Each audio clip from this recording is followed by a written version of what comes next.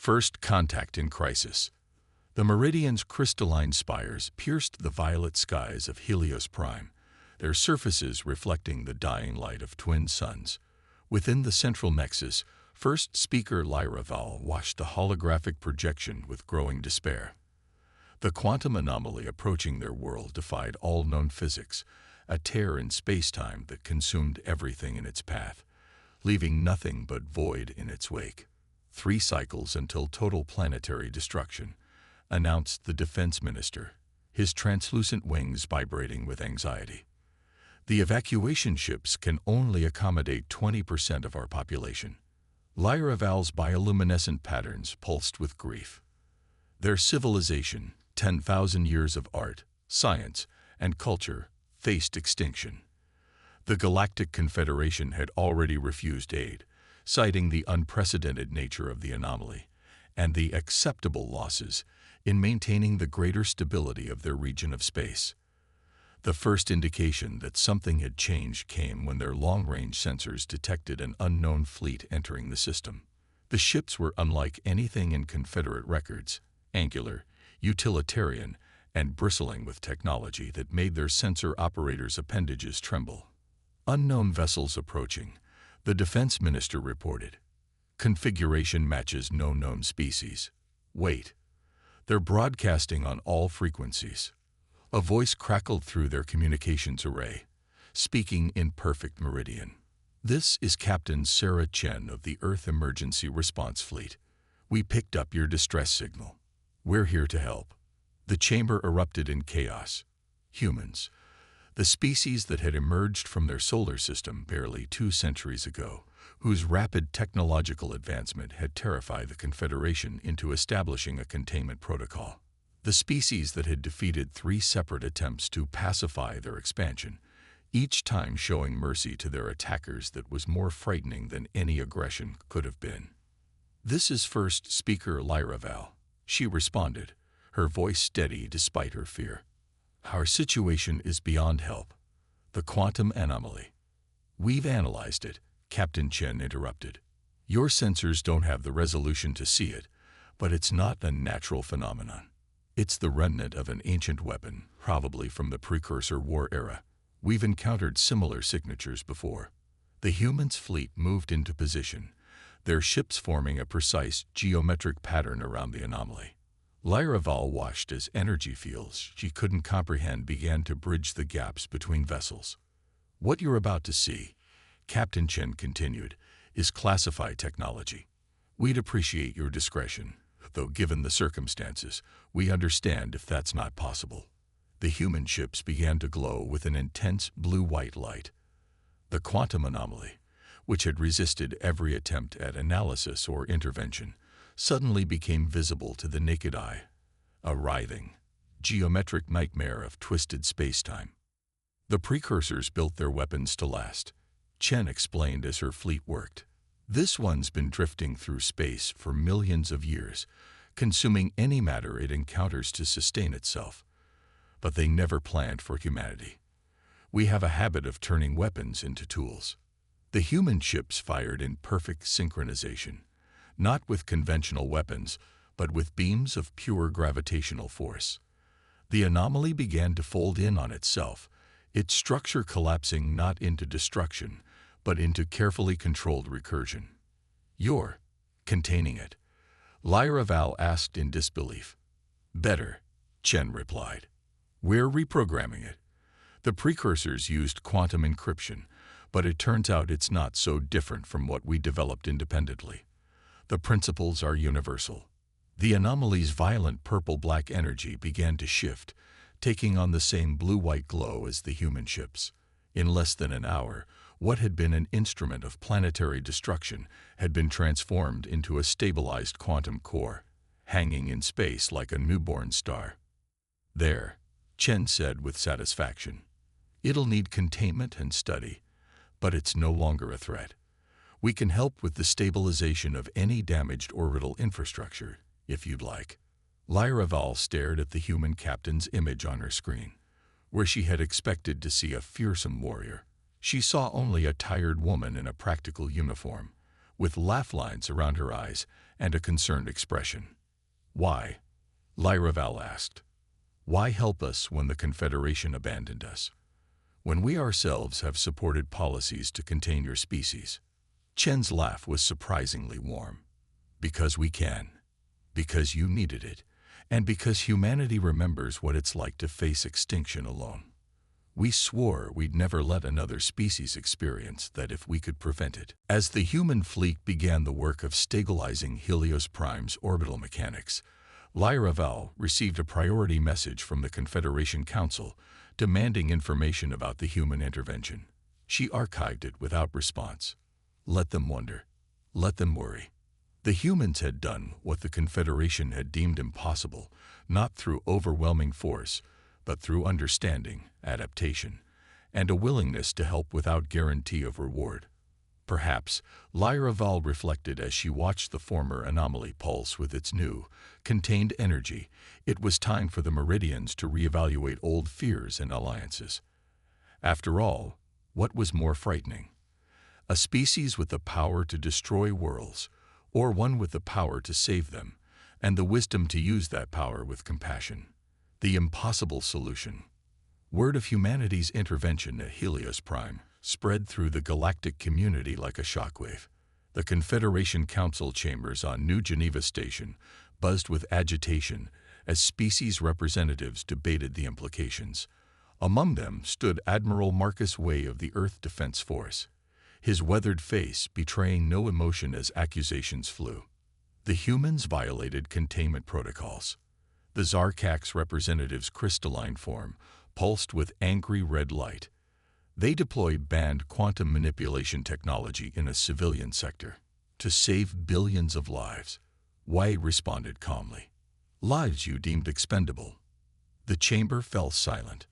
On a massive holographic display above them, footage from Helios Prime showed the transformed quantum anomaly, now a stable energy source powering the Meridian's planetary defense grid, the same defense grid that had once been designed to repel human ships. In her office aboard the EES Hyperion, Captain Chen was having a different kind of conversation. The quantum communicator hummed as she spoke with Dr. Amelia Santos, Earth's leading expert in precursor technology. "The containment is holding," Chen reported, "but we're detecting unusual patterns in the energy signature. It's almost like it's learning." Santos' holographic form leaned forward, eyes bright with interest. "The precursors didn't just build weapons, Sarah. They built tools that could evolve. What you've discovered might be the key to understanding their entire technological philosophy, and if it evolves in ways we can't predict. That's why I'm on my way to you now. The Confederation may fear human ingenuity, but they've never understood it. We don't just break rules. We understand why they exist and when they need to change." The Hyperion sensors detected a new arrival, a Meridian diplomatic vessel. First speaker Lyraval had come personally, her arrival timed precisely between Confederation patrol cycles. The message was clear. The Meridians were choosing their own path now. In the ship's conference room, Lyraval's bioluminescent patterns shifted through complex emotions as she studied the technical data. "Your solution," she said carefully, "it's not just about saving our world, is it?" Chen shared a look with her chief engineer, Dr. Raj Patel, who nodded. "The quantum core isn't just stable," he explained. "It's becoming a bridge. The precursors didn't build weapons that destroyed. They built weapons that transformed. We think this one was meant to convert entire star systems into something else. We stopped it halfway, created something new." "A bridge to what?" Lyraval asked. "We don't know yet," Chen admitted, "but we think it might be a doorway to understanding precursor technology in ways neither humans nor the Confederation ever have before. And we want the Meridians to be part of that discovery." The implications hung in the air like static electricity. The Confederation had maintained its power through careful control of technological development, ensuring no species advanced too quickly. Humanity had broken that pattern simply by existing, by developing in isolation until it was too late to contain them. Now they were offering the Meridians a chance to do the same. The Confederation will see this as a threat, Lyra Val observed. They already do. Wei's voice came from a secure channel, his hologram joining the conversation. But they're asking the wrong questions. They see humanity as a force that needs to be controlled. They should be asking why we choose to help instead of conquer. Dr. Santos' ship arrived, a sleek research vessel bristling with sensors. As it approached the quantum core, new patterns emerged in the energy field. Complex, beautiful, like the mathematics of creation made visible. Look at that, Santos breathed, her instruments recording everything. It's not just stable, it's resonating with the fundamental forces of the universe itself. The precursors weren't building weapons, they were building universal translators, tools to communicate with the cosmos itself. Chen watched as Meridian scientists began working alongside the human research teams, their different perspectives yielding insights neither species could have achieved alone. The fear that had once defined their relationship was transforming, like the quantum anomaly itself, into something new and unexpected. We're going to change everything, aren't we? Lyra Val asked, her pattern showing not fear but anticipation. That's what humans do, Chen replied with a smile.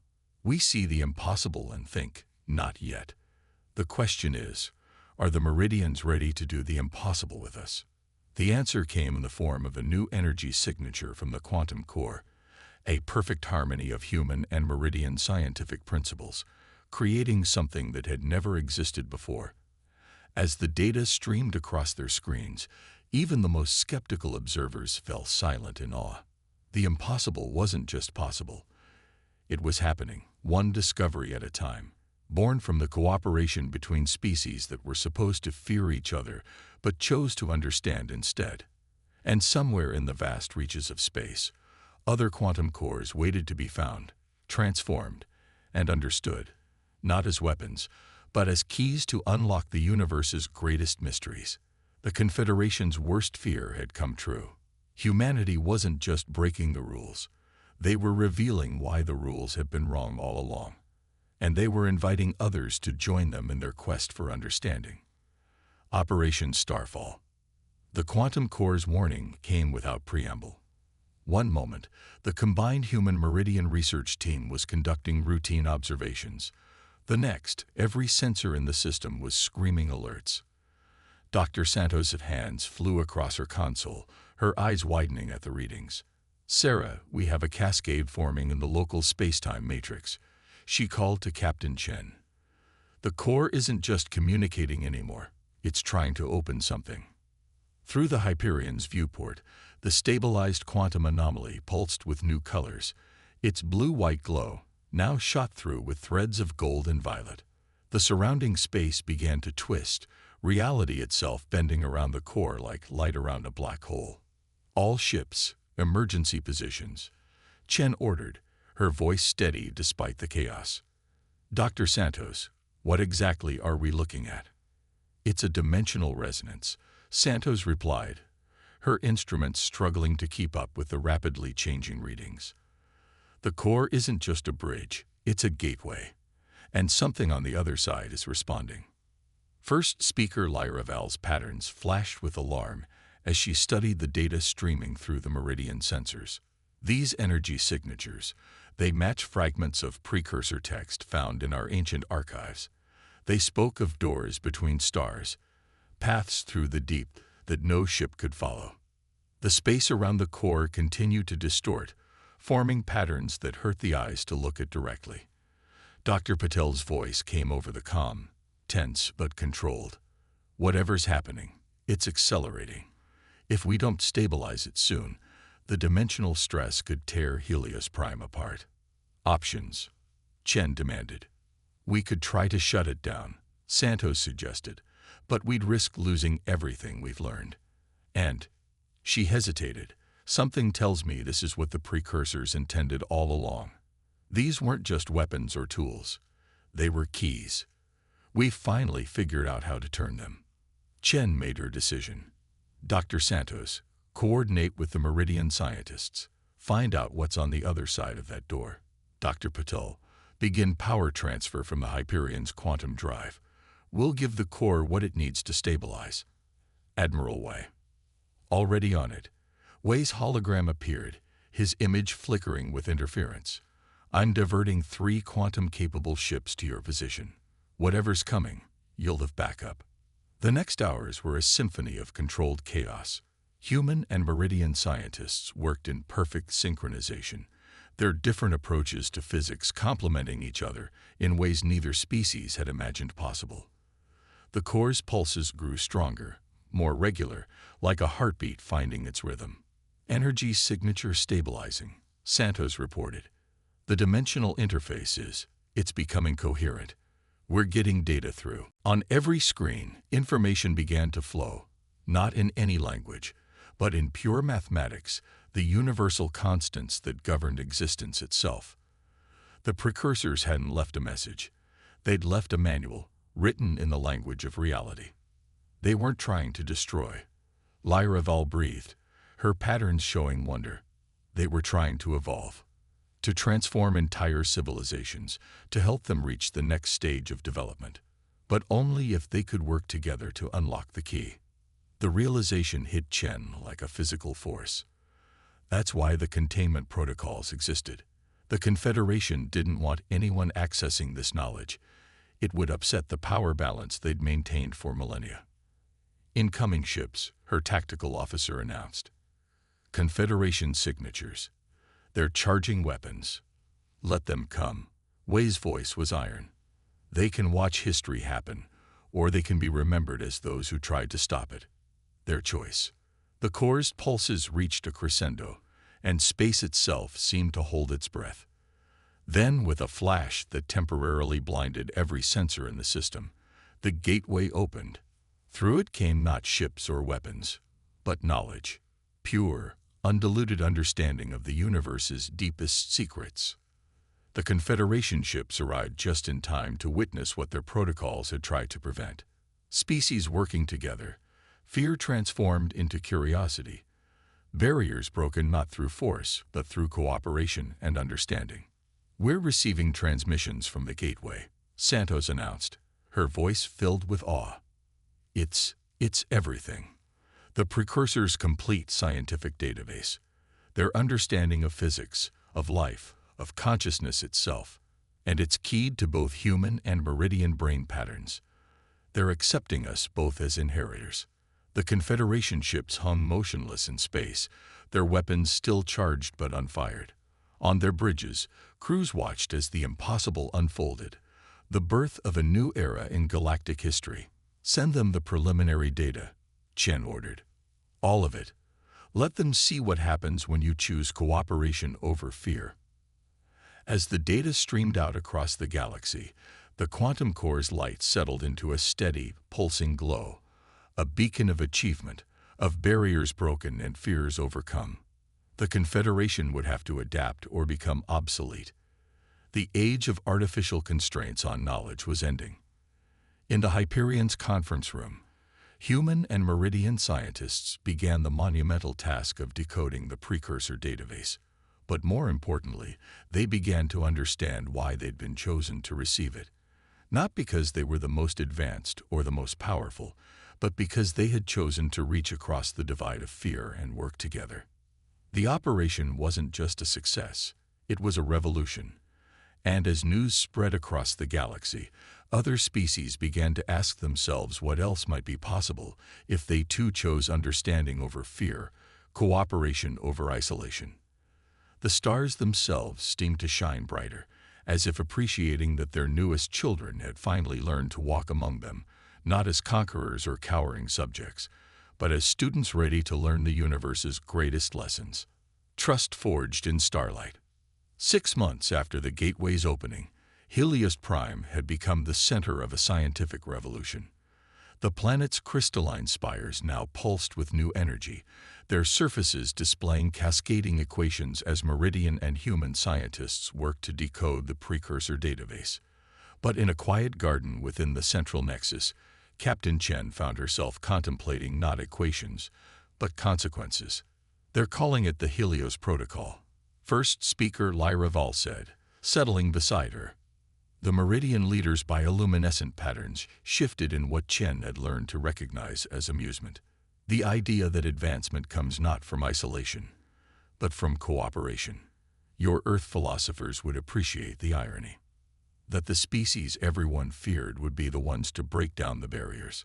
Chen smiled. The Confederation's still trying to process it. Admiral Wei tells me they've had 3 emergency sessions just to debate whether to classify the entire incident. They can debate all they wish. Lyra Val's patterns flickered with determination. The knowledge is already spreading. The Zarkaks, for all their initial protests, have sent a research delegation. The Nth Tai are requesting permission to establish a permanent observatory. Even the Vrel, and they haven't left their home system in centuries. Above them, through the transparent dome of the garden, ships from a dozen species moved in careful patterns around the quantum core. Each vessel carried scientists, diplomats, and dreamers, all drawn by the promise of understanding that humans and meridians had unlocked together. Dr. Santos appeared at the garden's entrance, her usual energy somewhat subdued. "You both need to see this," she said, projecting a hologram into the air between them. "We've finished the preliminary analysis of the precursor social data." The projection showed a complex network of interconnected points, each representing a different civilization that the precursors had encountered or uplifted. But what caught Chen's attention was the pattern. It wasn't random, but carefully structured, like a vast mathematical equation written in societies instead of numbers. They were conducting an experiment, Santos explained, her voice filled with wonder. Each civilization they encountered, they presented with the same basic choice: face extinction alone or survive through cooperation. The quantum anomalies weren't weapons. They were tests, tools to see which species could overcome their fears and work together. And those that passed, Lyra Val asked, became part of something greater. Santos expanded the hologram, revealing layers of complexity that made Chen's head spin. The precursors weren't just advancing technology. They were advancing consciousness itself, teaching species how to transcend their biological limitations through cooperation and understanding. That's why the Confederation's protocols existed, Chen realized. Someone discovered this truth ages ago and decided it was too dangerous. Better to keep species isolated, controlled, than risk them achieving their full potential. A soft chime interrupted them. Priority message from Admiral Wei. His hologram appeared, looking both troubled and amused. "The Confederation Council has reached a decision," he announced. "They're officially recognizing the Helios Protocol as a legitimate path of technological and social development." "They didn't have much choice, did they?" Chen asked. "Not with 15 different species already establishing research outposts around the quantum core," Wei agreed. "But there's more. They're requesting that humanity and the Meridians lead a joint commission on precursor studies, officially to ensure proper safety protocols. Unofficially, they're trying to maintain some control over the process." Lyra Val finished, her patterns showing understanding. "Perhaps that's not entirely unwise. Change too fast can be as dangerous as no change at all." Chen looked out at the garden, where human and meridian plants had been carefully arranged together, each species complementing the other in ways that enhanced both, a living metaphor for what they'd achieved. "We accept," she said finally, "but on one condition: all research, all discoveries, are shared openly. No more artificial barriers. No more holding species back out of fear." "The Confederation won't like that," Wei warned. "The Confederation needs to evolve," Lyra Val stated firmly. "As we all must.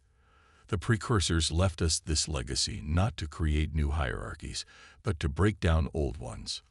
As if in response to her words, the quantum core pulsed brightly, sending new data streaming through their networks. More species would come, drawn by the light of discovery. More barriers would fall. More fears would be transformed into understanding. "You know what the most interesting part is," Santos said, studying her readings. "According to the precursor data, this is just the beginning. They seeded thousands of these quantum cores throughout the galaxy, each waiting for species to prove themselves ready. We've only just opened the first door. Chen felt a familiar thrill of anticipation. Humanity had started this journey feared as dangerous primitives, only to become teachers of cooperation. Now they would journey into the unknown not alone, but with allies who had learned to trust rather than fear. Above them, the stars seemed to whisper of possibilities, of doors waiting to be opened, of fears waiting to be transformed into understanding. The next chapter of galactic history wouldn't be written in isolation, but in cooperation, not in fear, but in trust forged in starlight. A new dawn. 5 years after the events at Helios Prime, the galaxy had changed in ways few could have predicted. The great chamber of the Galactic Assembly, formerly the Confederation Council, hummed with activity as representatives from over 30 species gathered for a historic occasion. Admiral Wei, now Earth's primary diplomatic representative, stood at the central podium beside First Speaker Lyraval. Above them, a holographic display showed dozens of quantum cores scattered across the galaxy, each one discovered and activated through joint efforts of multiple species working together. The Helios Protocol has exceeded all expectations. Why began, his voice carrying to every corner of the chamber. What began as a crisis response has become the foundation of a new era of galactic cooperation. Today, we gather to share the results of our first 5 years of unified research. Dr. Santos stepped forward, joined by scientists from 7 different species. The holographic display shifted, showing a complex matrix of interconnected discoveries. The precursors didn't just leave us technology, she explained. They left us a roadmap to transcendence. Each quantum core we've activated has provided another piece of the puzzle. In the years since the first gateway opened, the galaxy had witnessed an unprecedented explosion of scientific and cultural advancement. Species that had once been bitter rivals now worked together in research stations scattered across the stars. The old power structures hadn't disappeared overnight, but they had transformed, adapting to a new reality where cooperation yielded better results than competition. Captain Chen, watching from the Hyperion's bridge as she prepared for another expedition, felt a deep satisfaction. On her view screen, a Zarkak science vessel and a Meridian explorer worked in perfect synchronization to study a newly discovered core. 5 years ago, such cooperation would have been unthinkable. We're receiving the live feed from the assembly, her communications officer reported. The Vrel delegation is about to present their findings. The Vrel, once among the most isolated species in known space, had emerged as brilliant theoretical physicists. Their understanding of quantum mechanics, combined with human ingenuity and meridian energy manipulation, had led to breakthroughs that transformed space travel itself. The precursor database speaks of a final threshold. The Vrel speaker announced, their crystalline form shimmering with excitement, a point where sufficient quantum cores, activated in harmony, create a network capable of transforming not just individual worlds, but the varied fabric of space-time itself. We believe we are approaching that threshold. The chamber erupted in discussion. This was what the Confederation had feared, change on a scale that would reshape reality itself. But now, after years of cooperative success, that fear had been replaced by anticipation. We stand at a crossroads. Lyraval addressed the assembly, her patterns displaying the complex emotions of the moment. The precursors offered us this path not because we were ready, but because they believed we could become ready. Together, we have proven them right. From her ship, Chen watched as the quantum core network pulsed in synchronized patterns across the galaxy. Each point of light represented not just technological achievement, but a victory over fear, a triumph of cooperation over isolation. New contact, her sensor officer announced suddenly. Massive energy signature at the edge of charted space. It's like nothing we've ever seen. The assembly fell silent as the data streamed in. At the very edge of known space, something was emerging. A structure of pure energy, vast beyond comprehension, pulsing with the same rhythms as the quantum cores. "This is it," Santos breathed, her instruments struggling to process the readings. The threshold. The precursors didn't just leave us their knowledge, they left us an invitation. We stepped forward, his voice steady. 5 years ago, humanity was feared as a dangerous, unpredictable species. Today, we stand among friends and allies, ready to take the next step in our collective evolution. The question before us is simple: are we ready to accept the precursor's invitation? The answer came not in words, but in actions. Across the galaxy, ships of every species began moving toward the mysterious structure. Not in fear or competition, but in cooperation, each bringing their unique strengths to the greatest challenge their civilizations had ever faced. In the Hyperion's garden, now a standard feature on all long-range vessels, Chen stood with Lyraval, watching the stars streak by as they led the expedition into the unknown. "They still fear us, you know," Chen said quietly. "Some species. They fear what humanity might become." "Perhaps," Lyraval replied, her patterns showing amusement. "But they trust what humanity has helped us all become together. That trust matters more than fear ever did." Ahead of them, the structure beckoned, not an ending, but a beginning. The stars themselves seemed to pulse with possibility as species that had once feared each other now journeyed together into the next chapter of existence. The galaxy had learned that the most powerful force wasn't fear or dominance, but the simple choice to reach across the divide and work together. And as humanity led the way not through force, but through example, the truth became clear: they had never needed to be feared. They had only needed to be understood. The next great adventure was beginning, and this time, no one would face it alone.